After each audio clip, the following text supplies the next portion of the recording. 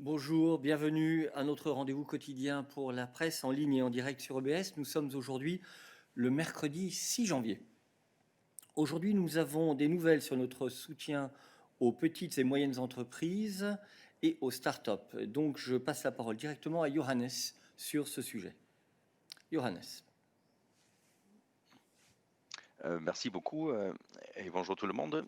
We are glad to announce today the first round of direct equity investment through the new European Innovation Council Fund, which is the Commission's tool to turn ideas into innovation. In this first wave, the EIC fund invests 178 million euros in 42 startups and SMEs that will develop and scale up breakthrough innovations in health, the circular economy, advanced manufacturing, and other areas. This is a bit historic. It is the first time ever that the Commission has made direct equity investments in startup companies, with ownership stakes expected to range from 10 to 25%. This direct investment is coming in addition to grant support by the EIC. Among the companies is CoreWave, which is a company from France, and the very first company in which the EIC fund is investing capital.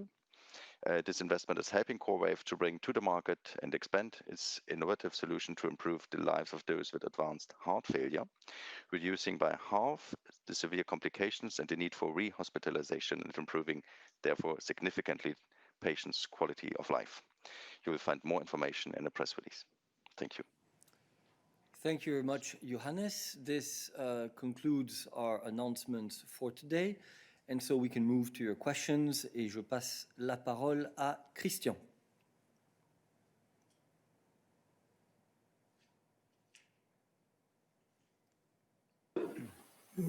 Je peux poser ma première question. C'est une question pour Peter Stano. Et ça a trait à la vague d'arrestations à Hong Kong. 53 figures de l'opposition pro-démocratique ont été arrêtées à Hong Kong. La ministre des Affaires étrangères de la Suède, Madame Han Linde, s'est dite très préoccupée. Donc, je voudrais savoir si vous avez une réaction à cette décision des autorités chinoises. Et plus pour toi, Eric, le 30 décembre, l'Union européenne a signé un préaccord avec la Chine pour la protection des investissements. Je voudrais savoir comment vous réagissez aux critiques qui disent qu'en fait, l'Union européenne se donne bonne conscience en parlant beaucoup des valeurs, de la démocratie, des droits de l'homme, mais qu'en fait, il n'y a pas grand-chose derrière qui suit.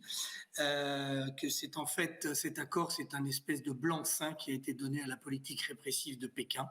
Donc ça, c'est deux critiques que j'ai lues aujourd'hui, juste après l'annonce de cette vague d'arrestation. Je voudrais savoir comment vous réagissez. Merci. Merci, Christian. Je passe la parole à Peter. Merci, bonjour. Bien sûr, ici est notre réaction. L'arrestation coordonnée de plus de 50 activistes pro-démocratie sur des accusations de subversion à base de la loi sur la sécurité nationale envoie un signal que le pluralisme politique n'est plus toléré à Hong Kong. La loi sur la sécurité nationale est utilisée pour écraser la dissidence et étouffer l'exercice des droits des hommes et des libertés politiques qui sont protégées par la loi fondamentale de Hong Kong et aussi par le droit international et les obligations et engagements internationaux de la Chine. Donc, nous, comme Union européenne, appelons à la libération immédiate des personnes arrêtées. Merci beaucoup. Les critiques auxquelles tu as fait référence, Christian, nous les avons vues. Ce n'est pas qu'aujourd'hui, il y en a déjà eu les jours passés. Et comme tu sais, nous avons déjà répondu à ces critiques en expliquant que ce n'est pas l'accord que nous avons signé sur les investissements qui est l'outil approprié pour traiter la relation avec un pays qui est un pays complexe et par conséquent aussi avec lequel nous avons des relations complexes et multidimensionnelles. Et donc nous avons un accord sectoriel dans le domaine des investissements qui vise à assurer que les investissements européens en Chine sont aussi protégés, autant protégés que les investissements chinois en Europe et que notre accès au marché chinois de ce point de vue-là soit équitable. Mais nous avons bien entendu toute une autre politique en matière et un autre dialogue avec la Chine en ce qui concerne l'état de droit et la démocratie. Et Peter a déjà eu l'occasion à de nombreuses reprises de vous expliquer notre position dans ce domaine, et il vient encore d'expliciter notre position par rapport aux décisions chinoises qui ont été prises récemment. Donc, il est clair que nous travaillons avec la Chine de manière différente, sur différentes dimensions. Nous avons par exemple la dimension climatique. Nous avons déjà eu l'occasion de dire ici à de nombreuses reprises, et la présidente aussi, à quel point il était important de travailler avec un pays comme la Chine dans ce domaine-là. Dans d'autres domaines, nous sommes des concurrents économiques, des partenaires économiques, et c'est effectivement pour cela que nous avons cet accord, ce projet d'accord sur les investissements. Et il y a d'autres dimensions, comme celle, bien entendu, primordiale des droits de l'homme et de l'état de droit, pour laquelle nous avons un dialogue spécifique avec la Chine et des instruments spécifiques. Follow-up, Christian. Oui, écoute, est-ce que tu peux me préciser quels sont les instruments spécifiques? Et pour Peter, je sais que le dernier Conseil Affaires Générales, M. Borrell, avait été interrogé. Il n'avait pas exclu la possibilité de sanctions après, effectivement, qu'on ait demandé la libération d'un certain nombre de militants de Hong Kong qui avaient été emprisonnés, libération qui n'a toujours pas été obtenue près d'un mois après. Et donc, parfois, je me demande si, effectivement, les appels sont entendus, écoutés, et si tout ça n'est pas une espèce de jeu de dupes qui fait qu'on n'aura jamais aucun résultat et qu'on continuera à faire du mercantilisme et que les droits de l'homme resteront quelque chose qu'on oubliera aussi vite qu'on en aura parlé. Merci. Sur les instruments, je passe la parole à Peter. Merci, Christian. Merci, Christiane. Bien sûr, on a discuté le sujet dans le dernier Conseil des Affaires étrangères en décembre. Et on a discuté aussi la mise en œuvre de ces lois de sécurité nationale qui est très controversée, qui est une source de soucis, de graves soucis de l'Union européenne.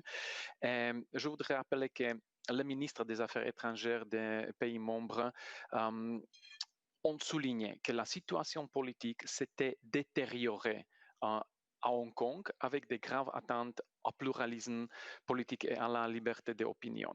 Et on a aussi confirmé que l'Union européenne va continuer de mettre en œuvre les conclusions exprimant le soutien politique à l'autonomie de Hong Kong en vertu du principe en pays du système et, si nécessaire, des autres mesures pourront être envisagées ultérieurement.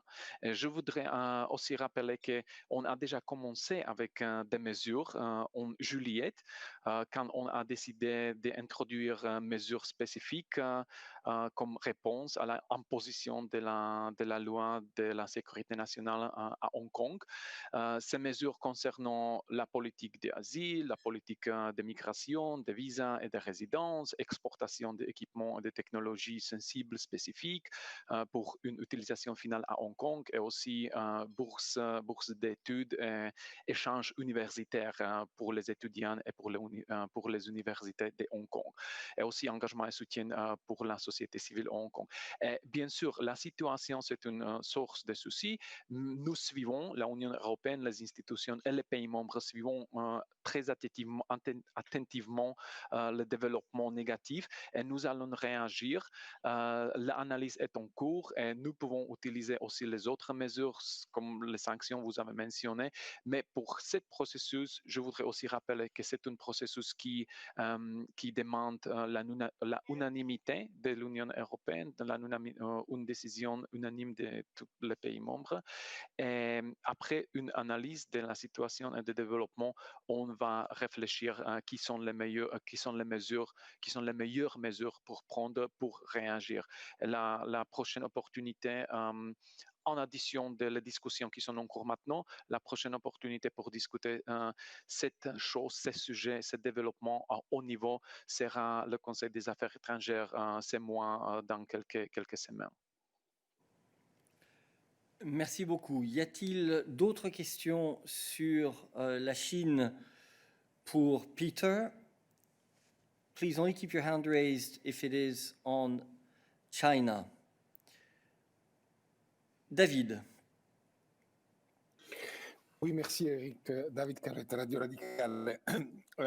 Première chose, je voudrais exprimer mon regret pour le fait qu'il n'y a pas eu de conférence de presse après l'annonce de l'accord avec la Chine. Pour les fois, on ne peut pas interroger la présidence de la Commission et donc le niveau politique n'est pas les sources de la Commission qui nous explique techniquement ce qui se passe.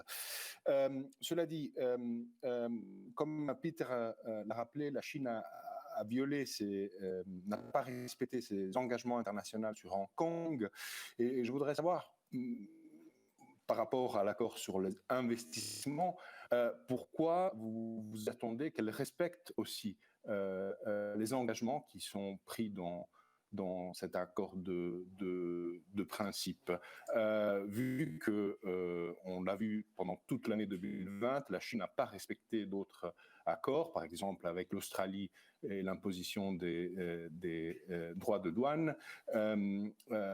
Est-ce que vous êtes confiant que la Chine respecte l'accord de principe qu'elle a signé avec vous? Merci David. Sur les mécanismes qui sont inclus dans l'accord pour assurer bien entendu sa bonne exécution, je passe la parole à Myriam. Oui, merci et bonjour. En effet, on a dans l'accord d'investissement avec la Chine les mécanismes de résolution des différends comme c'est le même que dans les autres accords commerciaux qu'on a dans les pays tiers. Alors, on a la possibilité de faire recours à un tribunal qui pourrait donner raison si jamais la Chine ne respecte pas les engagements. Mais en plus, on a négocié avec la Chine quelque chose que la Chine n'a jamais fait avec des autres partenaires. C'est un mécanisme qui va faire les oversight au niveau politique. Des côtés de la Commission européenne, ça sera le vice-président Dombrovskis et des côtés chinois, ça sera le vice-premier. Et si jamais il y a un vrai problème, on aura ce mécanisme de réponse rapide dans les 30 jours pour se réunir et pour essayer de trouver une solution. Alors, on reste confiant qu'on pourra régler si jamais il y a des différences.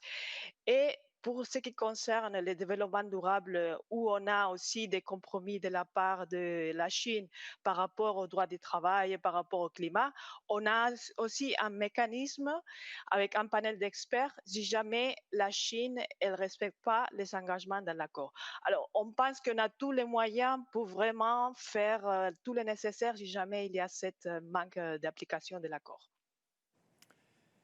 Merci Myriam. Y a-t-il d'autres questions de relations internationales pour Peter aujourd'hui? So please let's stick to international relations for the moment. Only keep your hand raised if it's the case. And I pass the floor to Philippe. Philippe, tu as la parole. Oui, bonjour, Philippe Renier, Journal Le Soir. C'est concernant un pays voisin de la Chine, le Vietnam. À ce propos-là, on a effectivement quelques instruments également. Il y a un accord de libre-échange qui a été conclu avec ce pays. On a également, depuis la fin décembre, mais ça ne concerne pas seulement le Vietnam, bien sûr, mais le monde entier, un régime spécifique de sanctions concernant les violations des droits humains. Alors, je voudrais savoir si ces instruments pourraient être mis en œuvre dans le cas du Vietnam, où j'ai bien lu la déclaration cinglante de Peter ce matin sur l'arrestation de 3 journalistes condamnés à des peines de prison extrêmement lourdes, tout simplement pour exprimer leurs opinions. Est-ce qu'on pourrait se demander si ces instruments qui sont à notre disposition ne seraient pas utilisables actuellement dans ce contexte? Voilà, qu'est-ce que tu peux dire à ce sujet? Merci. Merci. Je vais d'abord passer la parole à Peter, éventuellement un complément de Myriam, si nécessaire. Peter? Merci Philippe. Merci Philippe, bonjour. Oui, vous avez vu la déclaration que nous avons sortie sur l'arrestation et la condamnation des 3 journalistes au Vietnam. C'est un développement très, très négatif. Nous appelons à les autorités vietnamiennes de libérer toutes les personnes qui sont arrêtées pour l'expression de son opinion. Sur sur les mesures, sur les prochaines actions, nous avons un dialogue établi avec Vietnam et nous essayons de trouver les solutions pour ce problème dans le cadre de cet engagement, de ce dialogue. Donc, c'est une option préférée. Les sanctions sont toujours seulement un instrument. Les sanctions ne sont pas un objectif, ne sont pas le but. Donc, si est nécessaire et s'il y a un accord entre les pays membres, on peut utiliser aussi les sanctions. C'est la raison pourquoi nous avons désigné et mis en œuvre le système ou le global système, le régime des sanctions contre la violation des droits des hommes. Pour la proposition des sanctions, ça pourra être l'initiative des pays membres, ça pourra être une initiative, la proposition des hauts représentants. Mais comme je dis déjà dans ma réponse à Christiane, le processus de mettre la procédure doit être précédé par une analyse profonde. Et on fait l'analyse. On doit aussi discuter entre les pays membres pour voir s'il y a un consensus pour les sanctions, parce qu'une chose est faire une proposition et savoir qu'il n'y a pas de chance pour avoir une adoption unanime, ou donc on doit discuter premièrement tous les processus sur les sanctions, et aussi compris qui pourra ou non être considéré pour les sanctions est confidentiel. Donc, on travaille sur ce domaine, on discute, on analyse, on a les échanges entre les pays membres pour trouver le meilleur chemin pour adresser et soulever tous ces problèmes avec tous ces partenaires. Ce n'est pas seulement la Chine et le Vietnam, mais nous sommes engagés dans la discussion et analyse avec les pays membres. Nous essayons de trouver la solution, la plus bonne solution, la meilleure solution, parce que, comme je dis, les sanctions sont un instrument, mais ils ne sont pas un objectif. Merci Peter. Je passe la parole à Myriam pour compléter la réponse si nécessaire. Oui, merci. Je voudrais juste ajouter que l'accord de libre-échange est en lien avec l'accord politique qui a une clause des droits de l'homme et c'est un élément essentiel aussi de l'accord commercial. Ça veut dire que s'il y a une violation grave et systématique des droits de l'homme, dans ces cas-là au Vietnam, mais la clause s'applique aussi dans les cas qu'on a avec d'autres partenaires, on pourrait éventuellement suspendre les préférences commerciales. Mais c'est un mécanisme de dernier ressort, comme Peter a aussi expliqué pour les droits de l'homme. Et on essaye d'abord de trouver d'autres solutions en discussion avec les autorités vietnamiennes. Mais on a toujours cette possibilité de suspendre l'accord commercial. Follow-up, Philippe. Juste une petite précision à demander à Peter. Est-ce que tu peux dire également, concernant le Vietnam, comme tu l'as fait pour la Chine, que la prochaine opportunité d'en discuter concrètement et en profondeur, c'est bien le prochain FAC du 25 janvier, je crois. Merci. Peter? Pardon. Bien sûr, c'est possible s'il y a un accord entre les pays membres que ce sujet doit être discuté dans le haut niveau. Donc on peut discuter ça dans le Conseil des affaires étrangères. Mais comme je dis, il y a déjà discussion dans des différents domaines au niveau de l'Union européenne sur tous les sujets. Commencement avec notre délégation sur place, avec les ambassades des pays membres. Il y a des discussions à Bruxelles, dans le comité de politique et sécurité, dans le COREPER. Donc, il y a beaucoup d'engagements. Et si il y a un accord entre les pays membres que ce particulier sujet dans ce particulier pays doivent être discutés dans le Conseil, donc il n'y a pas de problème à mettre ça en agenda. Merci. Nous continuons sur les affaires étrangères. Je passe la parole à Mira. Mira, we cannot hear you. Your mic source is not the appropriate one, it seems. Let's give you a few seconds to see if you can correct it. No. Listen, whilst you're trying to correct it, we will come back to you, Mira, okay? You need to select the appropriate mic source. We go to Elena, also on Foreign Affairs. Can you hear me?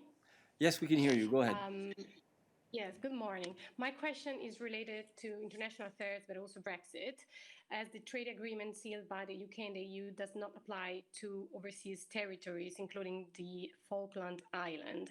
I would like to ask you why there was this decision, and if it doesn't mean that the EU does not recognize anymore those territories as part of the UK, and if it also means that the EU would potentially apply tariffs on goods coming from Falkland Islands. Thanks.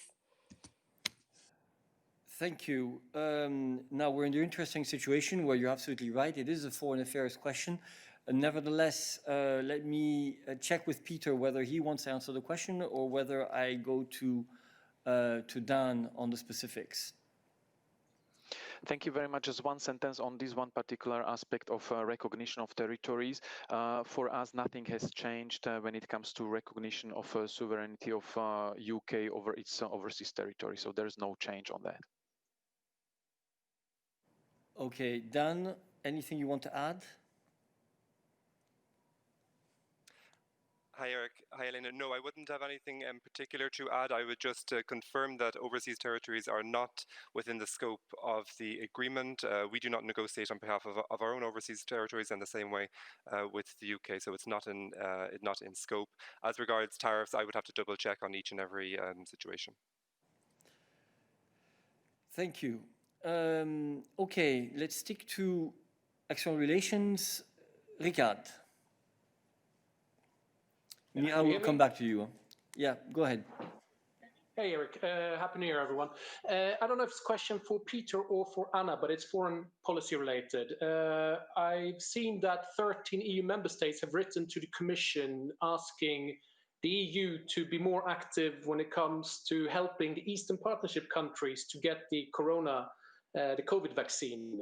And I know that you've already helped the Western Balkans.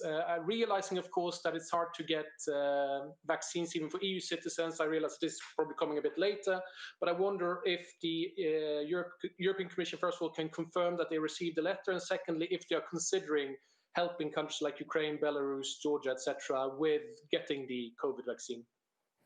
Thank you. I will pass the floor indeed to Anna. This is a Team Europe approach when it comes to external relations and COVID. Go ahead. So thank you so much, Ricard, for the question. I think in first place, we can confirm that we have received this letter.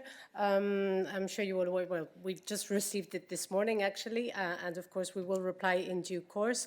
Let me just maybe say that, from the start, we've been saying very clearly that we're exploring, how we can help our Western Balkan partners, but also, of course, our immediate neighborhood to the east and to the south, and even further. We're also considering support in the humanitarian context, and this has been very clearly already been said both by the President of the Commission and also, of course, Commissioner Várhelyi. So this is a work that is ongoing. We are currently engaging to see how this can best be done, including, for example, in cooperation with international financial institutions and also European financial institutions. As Eric mentioned, this is a Team Europe effort. So, I mean, if you want a bit more, you know that from the start, the EU has been committed to a multilateral approach to ensure the provision of vaccines. And this is why we are supporting strongly COVAX, which, as you know, is leading the efforts to make sure that, COVID-19 vaccines are a global public good. In addition, you know that the EU vaccine strategy, of course, also offers the possibility for EU member states to offer a part of their doses. And the EU is in the process of setting up a mechanism to facilitate the donation and resale of vaccines that have been procured by the EU member states through the EU advanced purchase agreements. Discussions are ongoing with the member states, so we're not really in a position to give further details at this stage. But you know that the Commission is facilitating these discussions, and the discussions will continue. So probably I will leave it there. Very good. Thank you very much, Anna, for this comprehensive answer. There is a follow-up, nevertheless. Ricard. Yes, just a two quick follow-ups, Anna, if I may. Firstly, will Mr. Varey or maybe even Borrell raise this specific issue about help to EAP at the next college meeting? And secondly, has any of the Eastern Partnership countries specifically asked you to help with this? So just let me remind you that it is the President of the Commission who defines the Commission agenda, not for individual commissioners to raise points. And we announced the agenda of the college, we announced the agenda of the college the Tuesday after the Hebdo. So I'm afraid you will have to wait a bit before we can answer that question. On the other point? For the second one, Ricard, I will just maybe say that, we're in discussion with the member states and also, of course, with our partner countries. I would not specifically single out any of them because, these are broad discussions and covering quite a few number of partners. So I would probably leave it there. Thank you. Now, let us stay on foreign relations, and I try to go back to Mira, who hopefully has sorted out her mic issues. Mira, please try again. I hope. Do you hear me? Yes, we do. Go ahead. Yes, we do. Go ahead. Okay. So one practical question. Hi, thank you for the question. When can we expect a European Union position about the new National Assembly in Venezuela? It was announced for yesterday. Thank you. Peter, this is for you.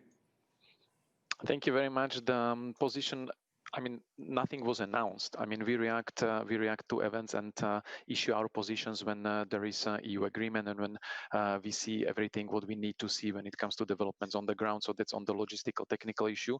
But on the new so-called new National Assembly in Venezuela, not long ago, the Council has issued actually the declaration by the High Representative on behalf of all the member states. The declaration is available at the Council website, and I don't know. If you want, I can run through the main elements. But basically, the European Union is repeating its position that we are not recognizing the electoral process, which led to the establishment on this new National Assembly, and that we don't recognize it, and we will maintain our engagement with all political and civil society actors, striving to bring Venezuela back to democracy, including in particular with Juan Guaido and other representatives of the outgoing National Assembly, which was elected in 2015, which was actually the last free expression of Venezuelans in electoral process. Thank you. Are there other questions on foreign relations? I see two hands raised. Stefan. Yes, good afternoon, Stefan Grober, Euronews. Quick question on the United States. It looks like last night the Democrats have won both runoff elections in Georgia, which would give them the Senate majority and which would strengthen Joe Biden's hand when he takes over in 2 weeks. Do you have any comment on that? This will make Joe Biden's political position much stronger and potentially the rebuilding of transatlantic relations. Thank you. Thank you. I must admit that I do not have that degree of precision when it comes to the results of the senatorial elections in the US. Peter, over to you. Thank you. I can only add that whatever the result, the United States is one of the closest partners of the European Union, and we've been stressing this very often recently, especially in the aftermath of the US presidential elections. The European Commission, HRVP, have been very vocal in devising a new transatlantic agenda for global cooperation, where we stressed very clearly that we are looking forward to work with the new administration, but also with the new Congress and with the new Senate on strengthening and reviving the transatlantic link, because there is no partner closer and more important to the European Union than the United States. And together we are stronger, and we can try to change the world towards better developments in many areas which need to be fixed in joint efforts. Thank you very much, Peter. I see more hands raised on foreign relations, so we go to Mathieu. Oui, bonjour, vous m'entendez? Oui. Bonne année. Je voulais revenir au Venezuela.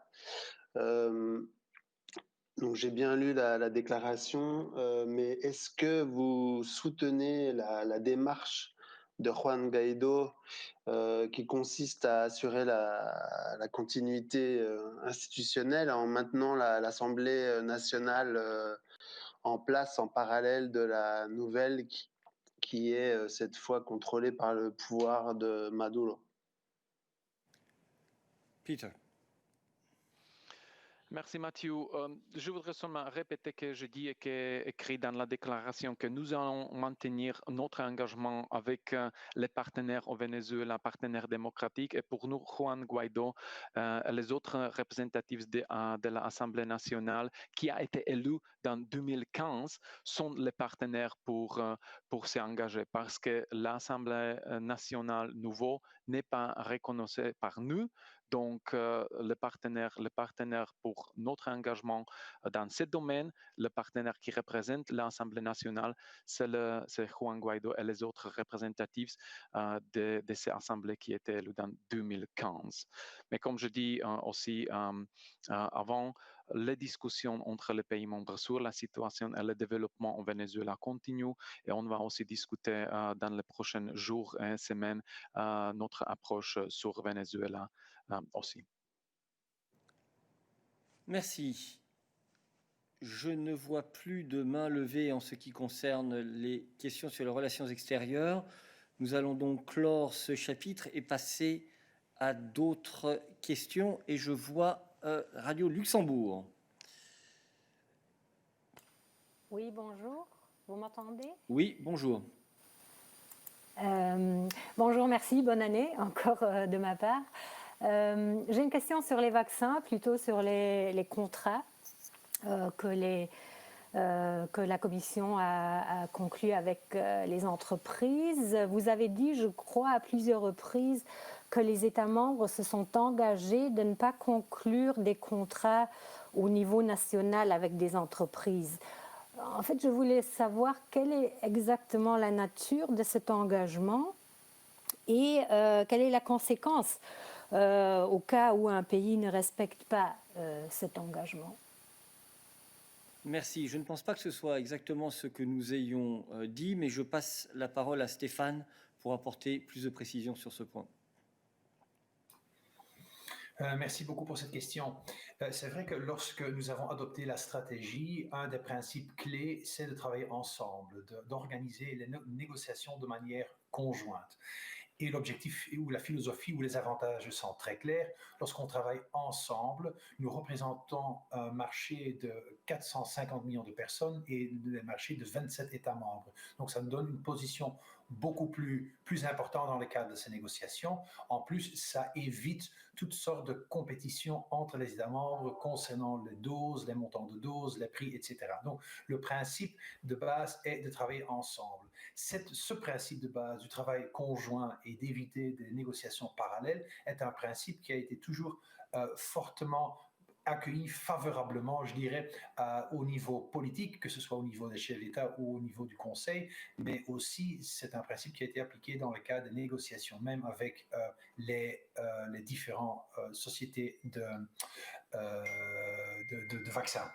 Et donc, c'est un principe que nous appliquons, c'est un principe qui est expliqué dans cette stratégie de vaccins, et c'est un principe qui a reçu le grand soutien, support des États membres. Merci beaucoup. Merci. Je vois qu'il y a une question de follow-up. Oui, merci. Donc, si je comprends bien, il n'y a pas d'engagement, disons, par écrit ou concret, et il n'y a pas, disons, si un pays ne respecte pas cet accord dont tu as parlé de travailler ensemble, il n'y a pas de conséquences. Donc, tout pays peut quand même changer d'avis et conclure un contrat, comme d'ailleurs je crois que l'Allemagne l'a fait. On ne perd pas ses parts de la charge achetée ensemble, par exemple. Je ne suis pas sûr du tout que l'Allemagne ait conclu un contrat à part. Et ce qui est clair, c'est qu'à partir du moment où les États s'étaient engagés pendant toute la phase des négociations à ne pas négocier de contrat en parallèle, ils avaient évidemment l'obligation de le faire. Il y a un principe de coopération loyale qui s'applique à partir du moment où on engage un processus. Maintenant, je ne sais pas si ultérieurement, après la conclusion d'un contrat, il peut y avoir plus de flexibilité. Stéphane ? Non, tu as tout à fait raison, Eric. Je tiens à souligner que tous les États membres ont en effet aussi souligné leur soutien à cette stratégie dans le cadre d'une convention conclue entre la Commission et les États membres, dans lesquels ils se mettent d'accord sur ces principes de base, ces principes clés qui sont la base justement de cette stratégie et qui appellent à une approche conjointe des négociations. Merci. Restons sur la question donc des vaccins, la stratégie de vaccination. Y a-t-il d'autres questions sur le sujet? Marco. Question on vaccines. Vous m'entendez? Nous t'entendons, vas-y. Actually, it's a follow-up question on the same topic, because the German government said on Monday that it has reached a deal with Pfizer-BioNTech on the additional 30 million doses of the bilateral agreement in September. The Commission signed the contract with this producer in November. So my first question is, was the Commission informed about this deal reached by the German government with Pfizer-BioNTech? Thank you. Stéphane. Thank you very much. Yes, on this 30 million additional doses about which there was some reporting in the media. It is our understanding that the discussion about the 30 million doses is taking place in the context of the discussions which are actually currently taking place regarding the 100 million additional doses for which we have exercised our options some time ago. As you know, with BioNTech Pfizer, we agreed on a number of 200 million doses and the possibility to exercise an option to have 100 million additional doses. This option has been exercised, and now discussions are taking place regarding the distribution of these doses to the different member states. And to our understanding, the discussion about the 30 million additional doses is taking place in this framework. Thank you. So we're still squarely in the context of the agreed procedures between the member states. You have a follow-up, Marco. Thank you. Just to clarify, the 30 million doses of the bilateral agreement between the German government and Pfizer are part of the 100 million doses optioned by the Commission inside the first deal? This is my first question. And the second question is, was it possible for a member state to start negotiation with the producer before the signature of the agreement of the Commission? Because if I'm not wrong, in the communication, I read that you said like something like when the vaccines are available and the agreement concluded, then member states can start bilateral negotiation. But here we have seen that the Commission concluded the agreement in November, and the German government reached a deal with the Pfizer-BioNTech in September. So there is no consequentiality. No, I think, Marco, that Stéphane has answered the question by saying that the discussion about the 30 million is taking place now in the context of the negotiations, of the discussions that the Commission or the European Union, because there are member states representatives who are involved in these discussions with BioNTech Pfizer. But I pass the floor again to Stéphane. This is indeed the understanding that we have of this situation, that the discussion of the 30 million takes place within this context. And as I said before, the principle of our vaccine strategy, which has been politically strongly endorsed by the heads of state and by the member states, is to indeed avoid parallel negotiations. Again, this was endorsed by all the member states, and we are all working together on that basis. Thank you. Thank you. I pass the floor to, we remain on vaccination, to Todd. My question's not on vaccines, so maybe come back later. We will come back to you later then. Please help me manage this appropriately. Let's stick, please only keep your hand raised if your question concerns vaccination, or more generally our response to the coronavirus crisis from a health point of view. Raf, you have the floor. Yes, hi everyone. Stefan, you talk about working together, how essential it is. We have seen the rollout of the vaccines at various speeds and various levels of success. And I was just wondering, as this situation is developing, are you coordinating the reactions of what happens in the different member states, like the good practices, the things that don't work? We're talking about a product which is very new and very difficult to handle. There have to be so many different elements that have to come together to make it work at such a grand level as we are seeking. So I would just want to have some explainer what your role, what the EU's role in this, to get the best practices out to all the member states if it were possible. Thank you. Thank you, Raf. Stefan. Thank you, Raf. Goedemorgen, Raf. Cooperation, coordination of practices is, of course, the cornerstone, a very key element of our handling of this pandemic. And I can indeed stress that lots is being done in this area, and that a lot of coordination is taking place in the context of the Health Security Committee, which meets on a regular basis.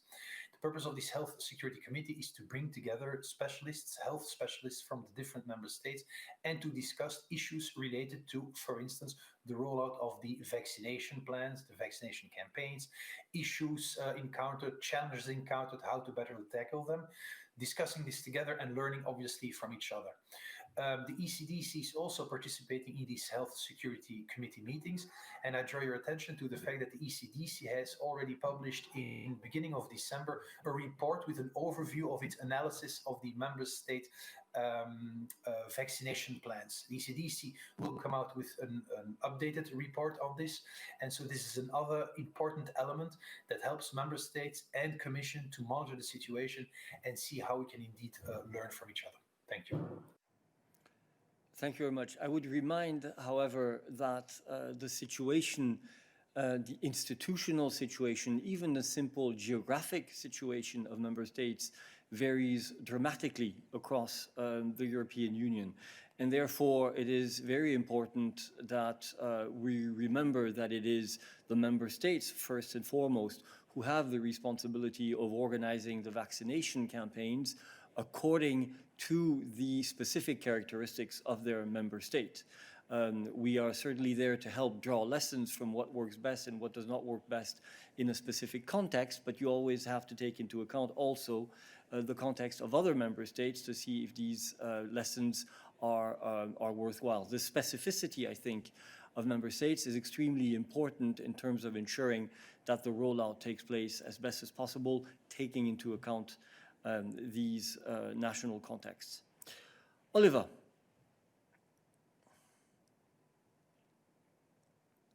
Oops. Hi. Hello. Good morning. Or good afternoon, I don't know. Good afternoon, yeah. So just to understand the 30 million question correctly, it means Germany is demanding 30 million out of the additional 100 million that you have ordered from Pfizer-BioNTech. Is that correct?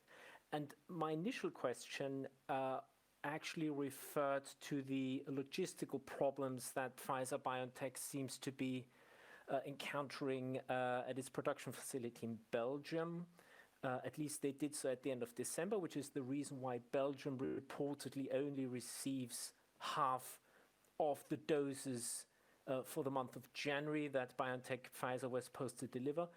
My question is, in your contracts, beyond the question of confidentiality, is there a clause that imposes contractual penalties on the producers in case they don't fulfill their obligations under the contracts? And I think this is a question of public interest, and I'm not sure whether it is covered by any confidentiality, because that is, as far as I understand, a regular standard clause in any kind of big delivery contract with pharmaceutical or other companies. So more clearly, if the company messes up, does it have to give a discount or deliver additional charges of the vaccine for free or for a reduced price? Thank you. Thank you very much, Oliver. Stefan, on the two dimensions. Thank you very much, Oliver. With regard to the discussion on the 100 million doses, as I think I've said on an earlier occasion, these discussions always start on the basis of the fact that the doses are distributed on the basis of a population-based distribution key to make sure that every member state has at the starting point a fair share of all the doses. Now, it's very possible that some member states may want to wish less, or other member states may want to wish more of these doses. In the context of these discussions, member states are now seeing which would be a good distribution. And again, it is our understanding that the discussion about these additional doses that Germany would be interested in is taking place in this context. With regard to contractual clauses, yes, I think I've already said this also in the past, that we cannot refer to clauses that have been concluded by the Commission with the different companies. As you know, these negotiations have taken place in a very sensitive context. Also, do not forget that negotiations are still ongoing with other companies, which is one of the reasons why information regarding certain types of clauses are covered by confidentiality. Thank you. And I would just add, let me remind you once again that the Commission has not signed contracts for deliveries to individual countries. It is Belgium, in the case that you mentioned, that signs a contract with BioNTech Pfizer for the purchase of a certain number of doses. We signed advanced purchasing agreements that then allowed the European Union to reserve a certain number of doses, and then it was for member states to exercise these rights, these options, and conclude specific contracts with the companies. Oliver, you have a follow-up. Yes. I have to explain to my readers in the paper tomorrow what happens if Pfizer-BioNTech, which only a week ago complained in Der Spiegel that the EU didn't order enough of the vaccine and it should have ordered more. So what happens if that company isn't capable of even delivering the amount of vaccine it is contractually obliged to deliver? So beyond all the talk of confidentiality and clauses and so forth, what do you suggest I should explain to my readers tomorrow in my newspaper concerning the question what happens if the company actually messes up in the production or in the delivery of the vaccine? Thank you. I really appreciate the fact that you allow us to write your articles for you. It's something that we will think about. The fact is that we have a context in which these negotiations took place. We have explained it here time and time again. Clearly, this context has imposed a certain number of conditions on what it is that we can say about the advanced purchasing agreements that we signed and what we cannot say. And unfortunately, this is the position that we have to take here when it comes to these contracts.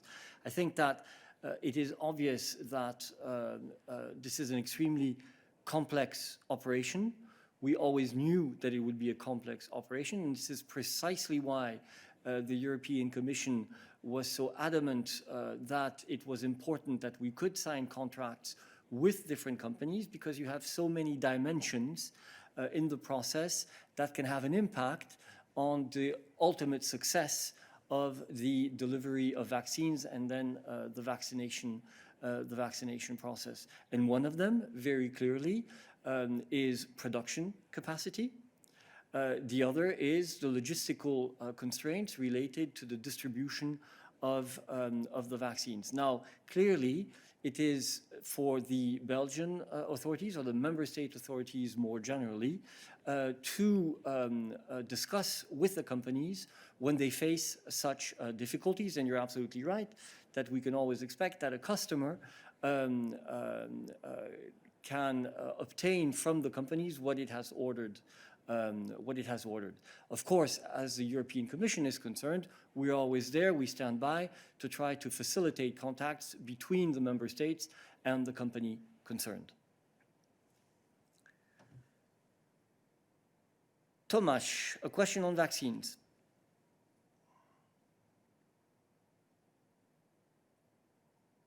So in Poland, there is a debate on the number of doses negotiated by Brussels. So I'd like to ask from the institutional point of view, what was the role of the member states in negotiating of these framework agreements? As I understand, there is a kind of the steering board with senior officials of the member states, but do they give guidance, negotiating directives to the European Commission? How does it work? Thank you. Thank you, Tomasz. Stefan. Tomasz, I have to apologize. I'm not sure I fully understood the question. I think the question was, what was the role of the member states in the context of the negotiations? Okay. The member states have always been very closely involved in these negotiations. Negotiations required, I would say, the intervention of two bodies, I would say. First, the joint negotiation team. In this joint negotiation team, you have representatives of the Commission and of several member states. They are actually doing the negotiations with the different vaccine developers.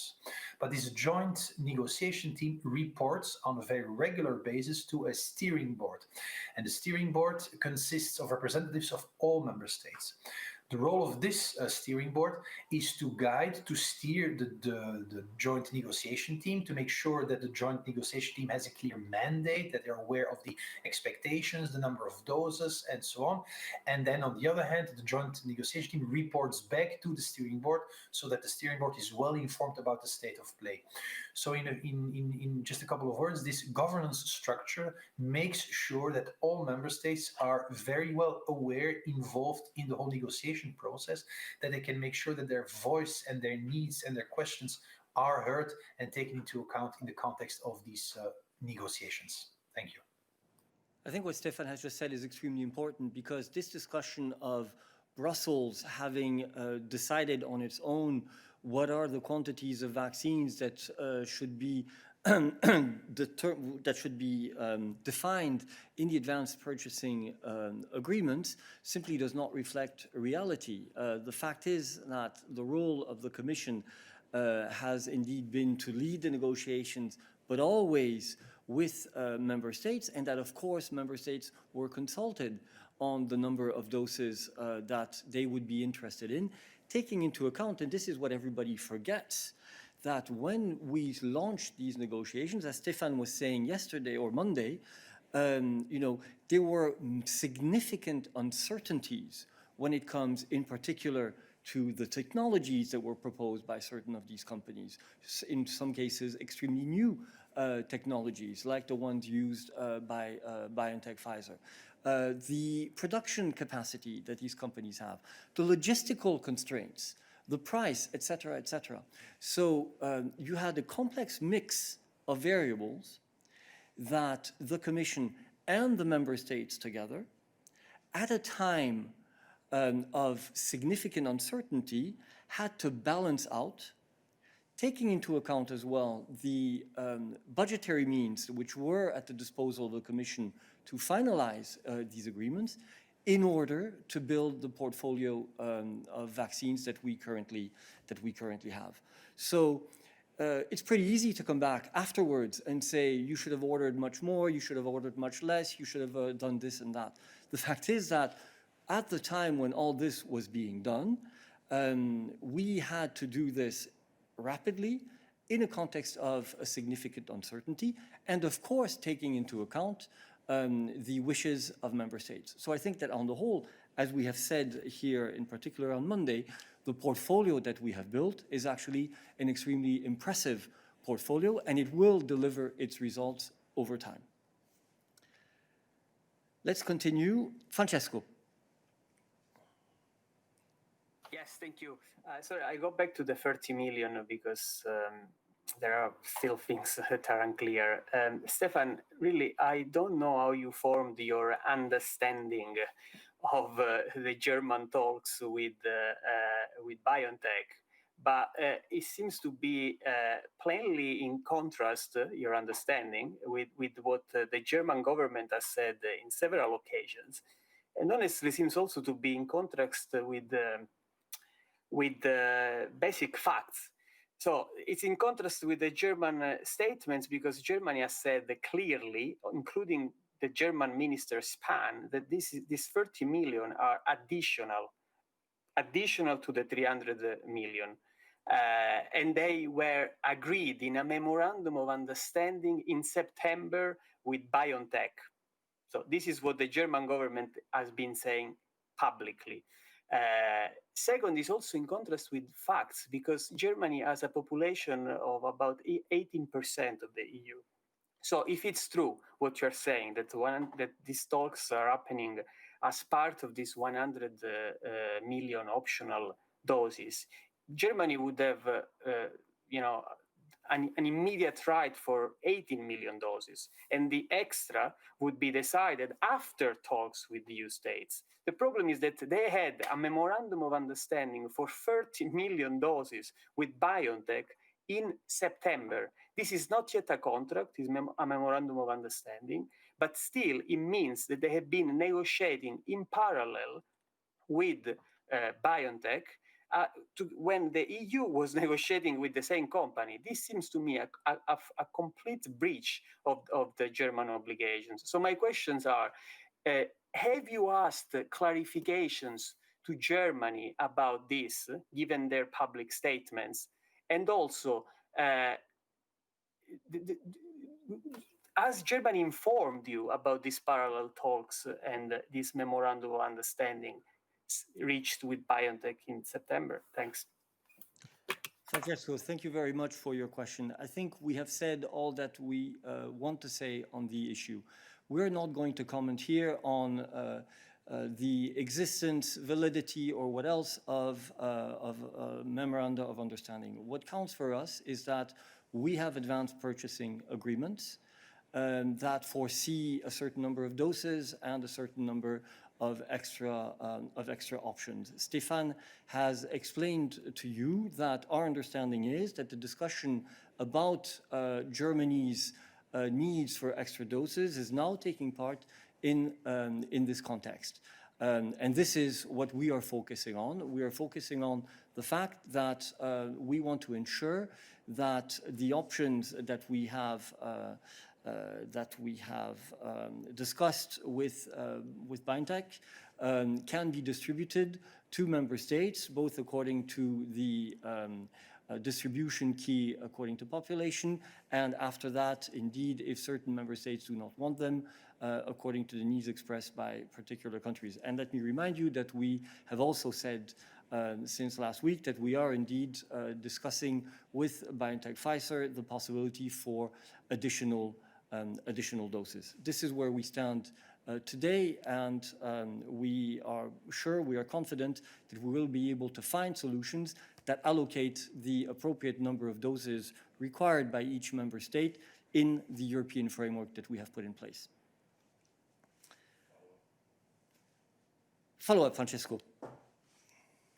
Just sorry, but can you clarify how you formed your understanding? It's not clear to me. Is that you formed your understanding of the German talks with BioNTech after talking to the German government? Is that coming from the German government, or where does it come from, your understanding? Thanks. No, Francesco, we're not going to comment in detail on all the individual contacts we have with member states. Stefan has given you a good overview of the governance mechanism for the discussions that we have with the different companies in order to conclude the contracts. And as you can well imagine, this means that there is a regular information flow between the Commission and the member states on all of the different developments. And in that context, obviously, you have a fluid situation, which means that we are able to take into account new elements and ensure that ultimately member states express to us what are the needs that they have when it comes to vaccines. Let's continue on the issue. I see there are more hands raised. David. Yes, thank you, Eric. Sorry, but there is an agreement which was annexed to your decision on June on the vaccine strategy. And this agreement between the European Commission and the member states foresees an obligation not to negotiate separately. It's Article 7. So it's not the point on this issue is it's not so. I mean, it's not a question of information, understanding, and so on. The point is, has a member state violated these Article 7 obligation or not? That's the point. So that's my question too. Second point, I would ask Stéphane to clarify if when the APA is closed, member states can conduct bilateral negotiation with pharmaceutical companies. Because, for example, in Italy today, the president of AIFA, which is the medical agency, announced that they want to negotiate bilaterally with companies. So we would like to know what the rules foreseen for this case. Thank you. Thank you, David. On your first question, we have said that we are in discussions with BioNTech on behalf of all member states, it is in this context that the allocation of extra doses is going to be done. Whether there were parallel discussions at one stage or another does not change the fact that, as far as we understand, it is in the context of the European process that the extra doses will be allocated. And indeed, supplementary doses, if we come to an agreement with BioNTech Pfizer, will be allocated. On your second question, I pass the floor to Stéphane. Thank you very much. First, with regard to that second question, what I would like to stress, though, is that, of course, we are now in a situation that we have one vaccine that has received the green light from EMA and from the Commission. We hope that others are coming soon. We expect a decision on Moderna soon, and other vaccines are also in the pipeline. Rolling reviews are already ongoing for these other vaccines, which means that we hope that other additional vaccines will be available soon for the member states. And I think this is a very important element to bear in mind as well. As far as bilateral contracts or bilateral contacts are concerned, I think I have to reiterate what Eric has always said and stressed from the beginning. We are talking here about a joint process. The idea is to avoid parallel negotiations, and what we would want to avoid in any case is that any bilateral agreements would put into danger the deliveries of doses which are due on the basis of advanced purchase agreements. But again, and let me come back to what I said at the beginning, let us not forget that other vaccines are expected, hopefully, to be approved soon, which will mean additional important availabilities for European citizens. Thank you. Thank you. Sandor.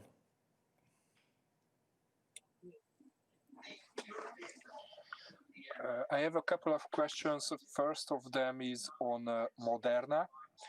Can you explain to me what's going to be the timeline of the rollout of the Moderna vaccines in the first and the second quarter if this gets the green light? So how many doses will be available?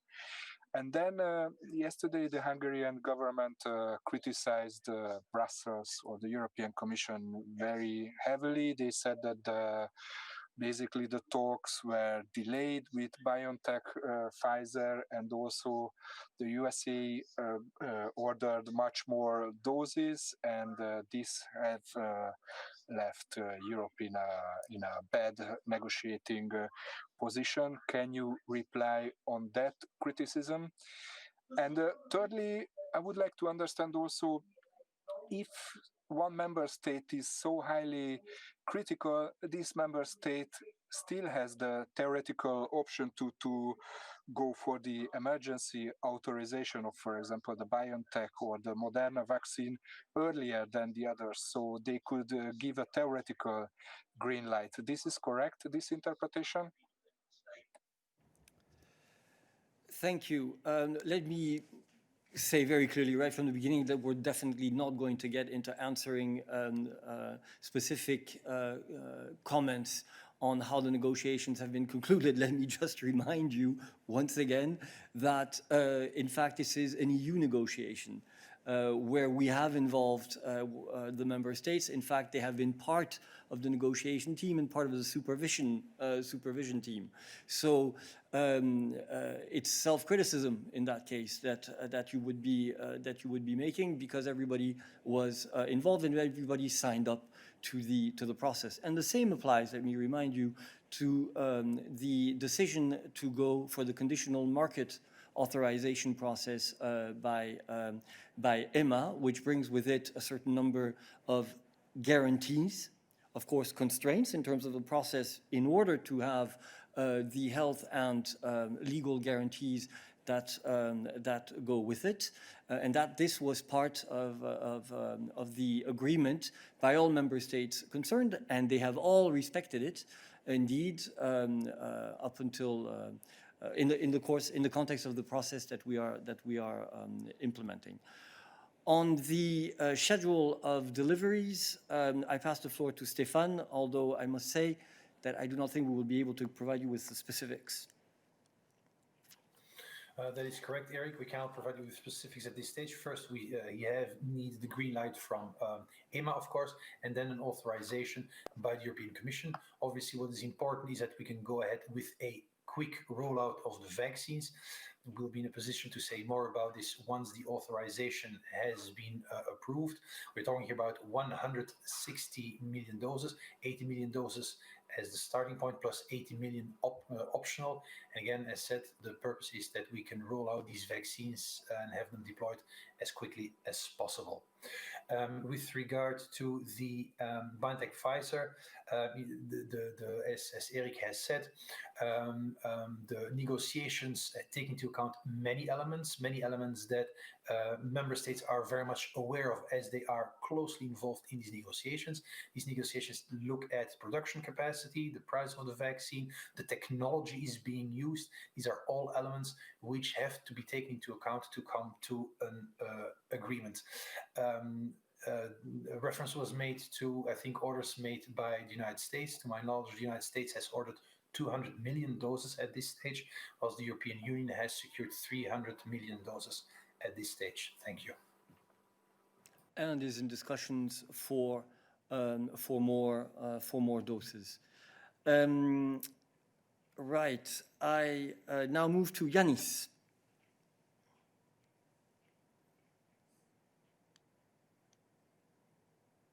Yanis, you have the floor. Seem to have a problem with your mic source. So, whilst you try to sort that out, nous passons à Virginie.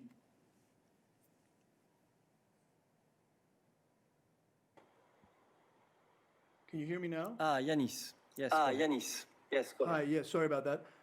Sorry, I have to harp on with the 30 million. My understanding from what you've been telling us is that there has been essentially a bilateral deal by Germany, and that therefore the 100 million extra doses that the EU has exercised the option on will now be divided up with a population quota not including Germany. Is that a correct interpretation?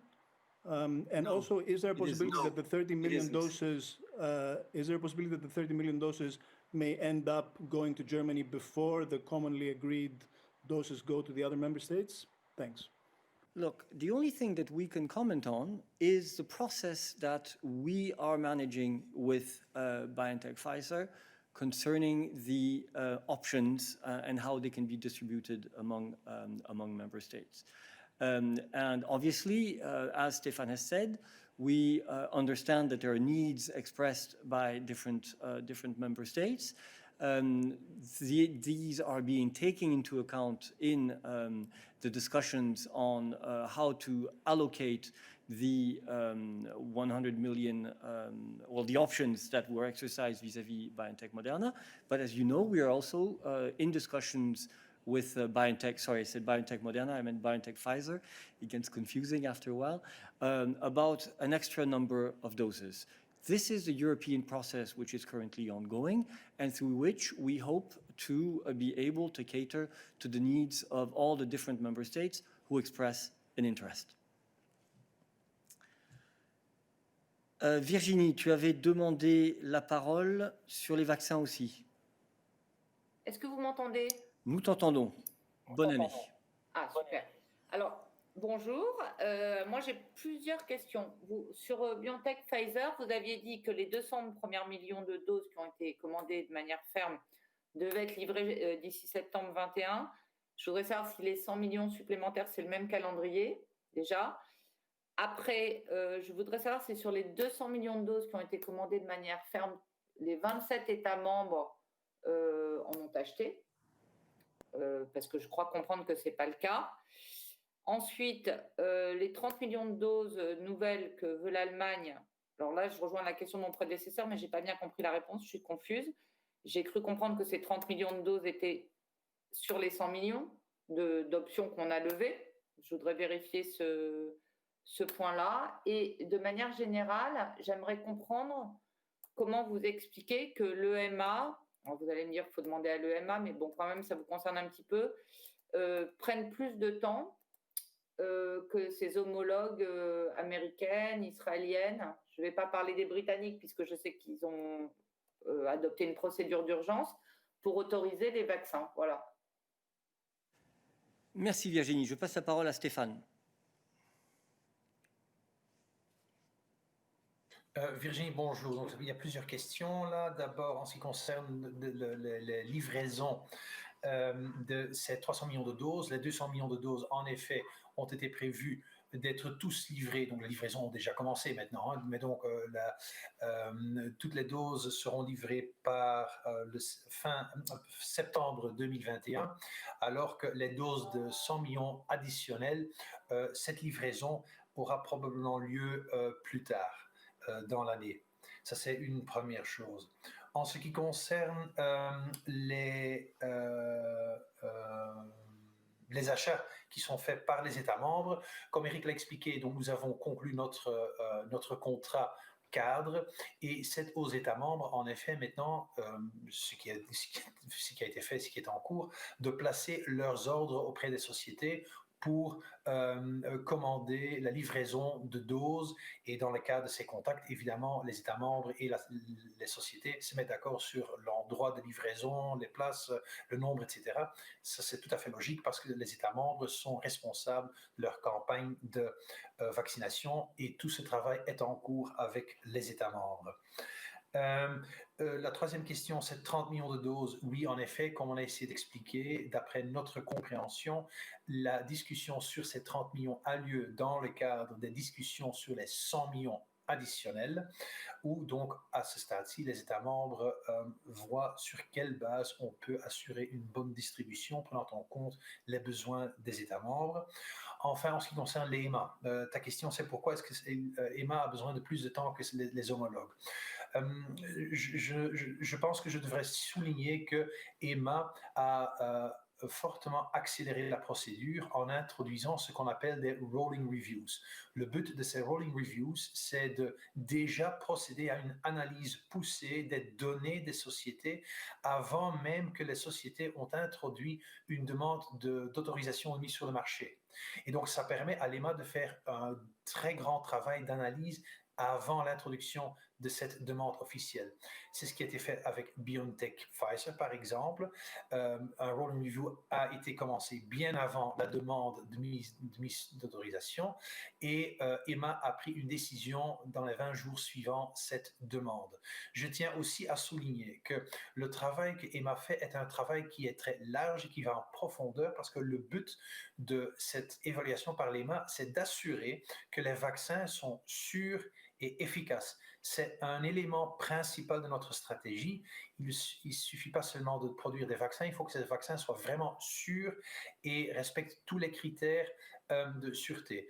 L'EMA évalue toute une série de critères pour ce faire et par exemple regarde aussi les processus de production parce qu'il y a encore une différence entre produire quelques milliers de vaccins dans le cadre d'un test clinique et de faire la production de centaines de millions de vaccins. Il faut que aussi dans ce cadre-là, on a les garanties nécessaires de sûreté et d'efficacité. Et donc, l'EMA fait une analyse en profondeur, en détail de tous ces éléments-là pour assurer que les vaccins sont sûrs et efficaces parce que c'est important pour pouvoir démontrer à nos citoyens européens que c'est important qu'ils prennent ce vaccin, qu'ils se laissent vacciner. Merci. Virginie, tu as un follow-up.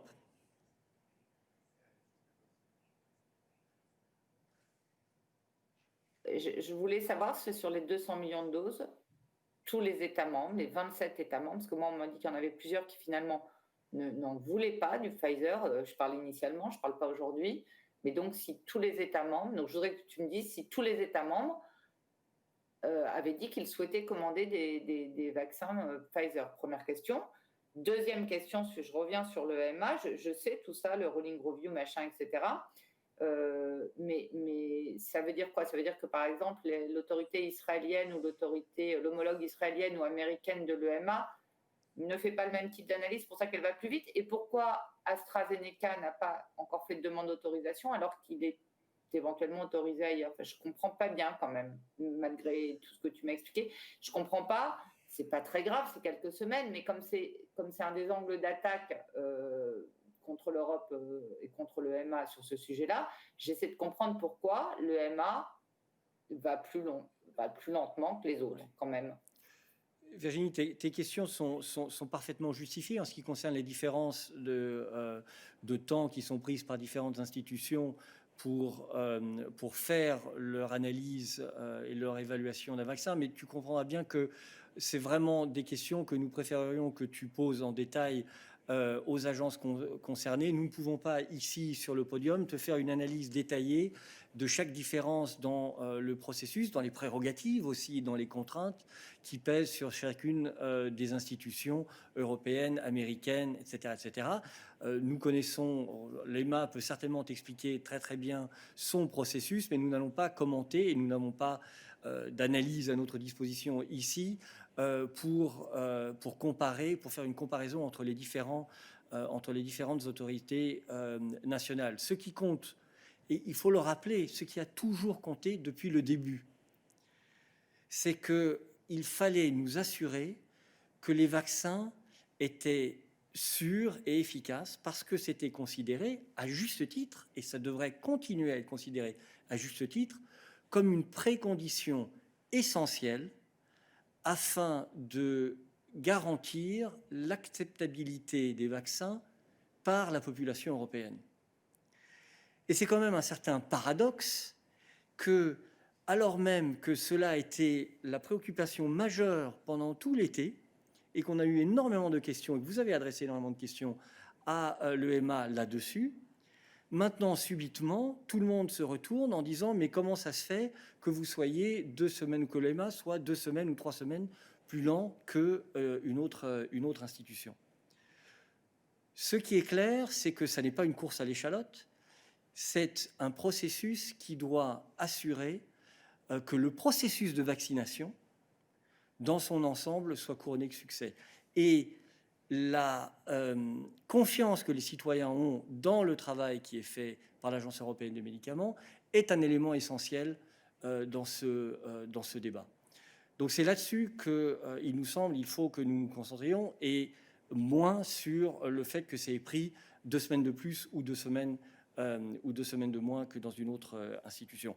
Bien entendu, il est légitime de se demander dans quelle mesure les différentes institutions travaillent de la manière la plus efficiente possible. Tu sais que de ce point de vue-là, nous avons fait de gros efforts, y compris à la Commission européenne, afin d'accélérer le processus là où il pouvait l'être, d'un point de vue administratif, afin de pouvoir obtenir d'une part un avis de l'EMA et lorsque celui-ci était positif, ensuite une mise sur le marché de la part de la Commission européenne. Un facteur, par exemple, qui nous caractérise, nous, ici, dans l'Union européenne, c'est le multilinguisme. C'est quelque chose sur lequel nous avons travaillé. Ce sont les règles en matière d'information sur le packaging, etc., etc., etc. Donc, il y a toute une série de variables qui, bien évidemment, varient d'une entité géographique à une autre. Y avait-il une autre question? Stéphane, j'espère que s'il y avait une autre question de suivi, que tu puisses y répondre. Oui, je pense qu'il y avait encore la question sur l'état des achats des États membres.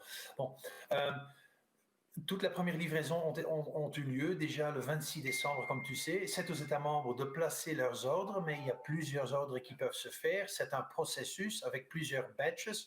Donc, d'après ce que nous avons compris, tous les ordres ont été placés en ce qui concerne le mois de décembre, mais c'est un processus qui est en cours, évidemment.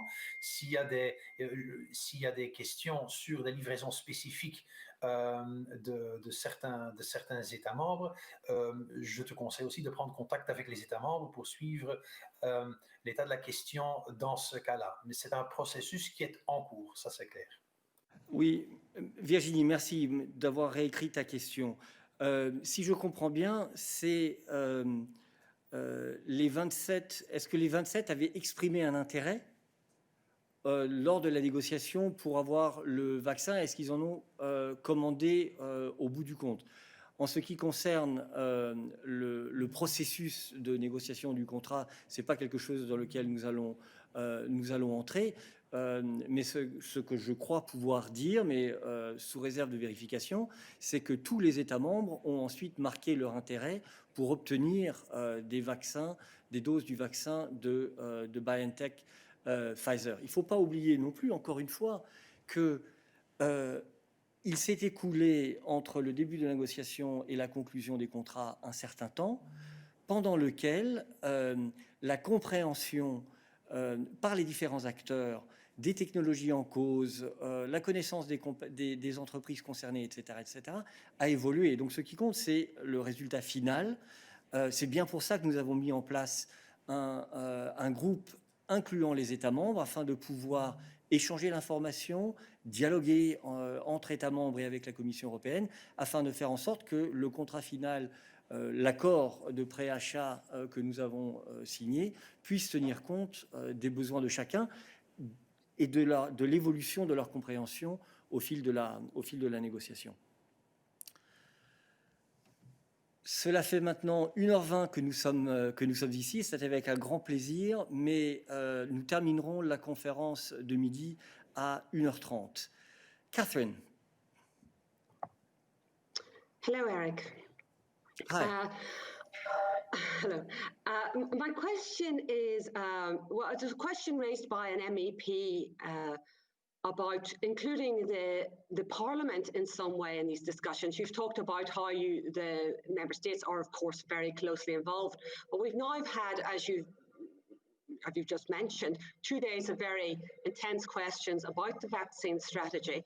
And wouldn't it be better, or wouldn't it be at least an idea to include members of the European Parliament, a group, or to somehow give them access to the contracts that have been agreed, and to keep them informed, and to give some sort of an accountability? Because, you know, we've seen in the past, for example, with difficult confidential agreements like TTIP, that the MEPs have been involved. They have been given access to confidential documents that they haven't been allowed to share. Is this a way of addressing some of the concerns that have arisen? Thank you, Catherine. I think I would distinguish two things. One is a negotiation process, and in our European democracies, you have an executive and you have a legislative, that have different functions, and it is definitely the role of the executive, if you wish, to negotiate. And I think this is why you have the member states in the European Commission who were at the forefront of the negotiations of the the contracts. Another very legitimate dimension of this is, of course, accountability. And of course, the European Commission is quite rightly accountable both to the member states and to Parliament. And as I think we have had the opportunity of saying, and Commissioner Kyriakides has had the opportunity of saying, the Commission is looking at the best way to ensure that it can fulfill its accountability obligations vis-à-vis the European Parliament and share with the European Parliament the information which is necessary therefore, taking into account the confidentiality constraints imposed by the contracts. But it is something that we are obviously working on. Marco.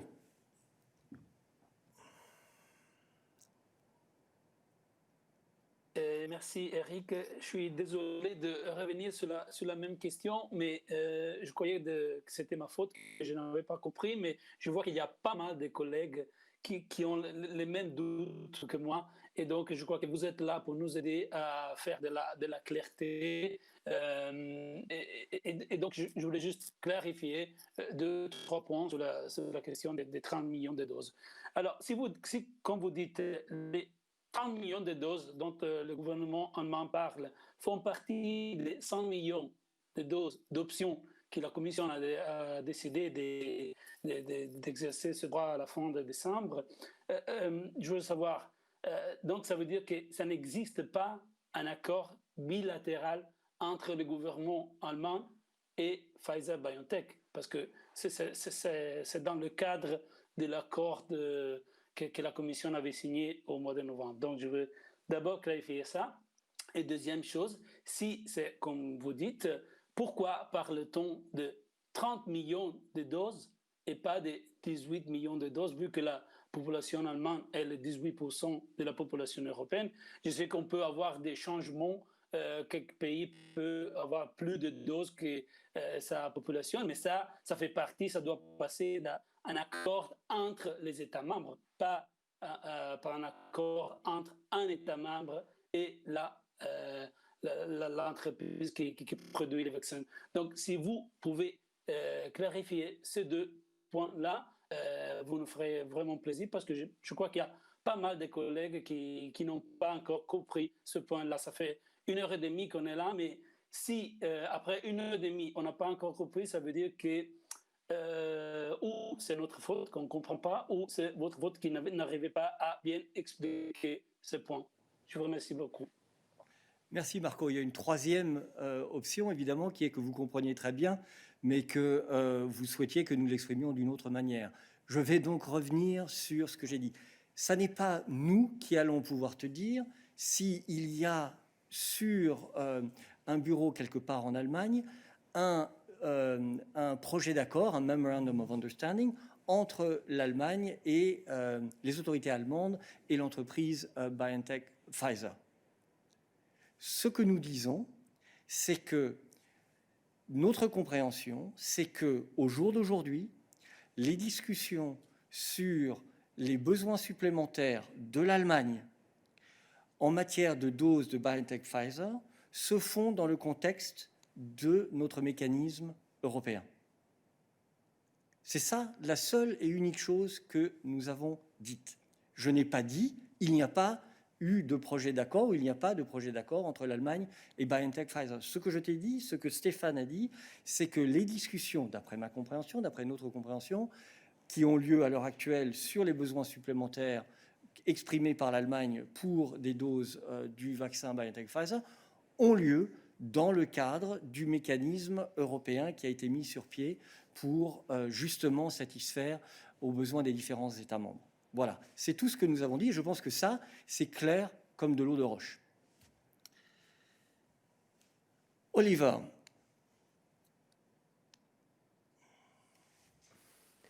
Yeah, hello. Sorry to bang on about this, but I mean, you said we should refer to the EMA, to the concerned authorities for answers. I mean, you're sending us on a fool's errand there, because while we're speaking here, EMA actually authorized the Moderna vaccine, which is very good. but the only information we get is a tweet. There's no press conference, no nothing. So it's a bit unfair, honestly, from your side to refer us to some external agencies somewhere in another part of Europe that is actually not particularly outspoken, not transparent, and thereby sort of, relieve yourself of the accountability which I think our readers, listeners, and viewers deserve. So I mean, that's more a comment than a question, but it's a bit too easy on your part to simply say, well, go ask EMA, go ask Frontex, go ask whoever. These agencies are somewhere, and they're not properly, liable to the press, the public, and the European Parliament. Thanks. Oliver, I feel that is a completely unfair comment and completely unsubstantiated. The question we had was a very specific one, and it was to provide Virginie with a detailed explanation as to why there are differences in the length of a procedure between EMA on the one hand and a certain number of other similar institutions elsewhere in the world, like the FDA in the United States, or the agency in Israel, or the agency in the UK. It is in that context that we are not in a position to provide you, and how could we provide you with a detailed analysis of the explanations of why it takes a specific amount of time in Europe as opposed to Israel or the United States. Let me remind you, secondly, that we organized here in this very press room, a technical briefing to which you were invited with representatives of EMA, where you could ask all the questions that you wanted on the process that EMA follows and the differences that they have introduced in order to accelerate the process. And thirdly, the week after that, EMA organized a public event where you were invited to ask them all the questions that you wanted.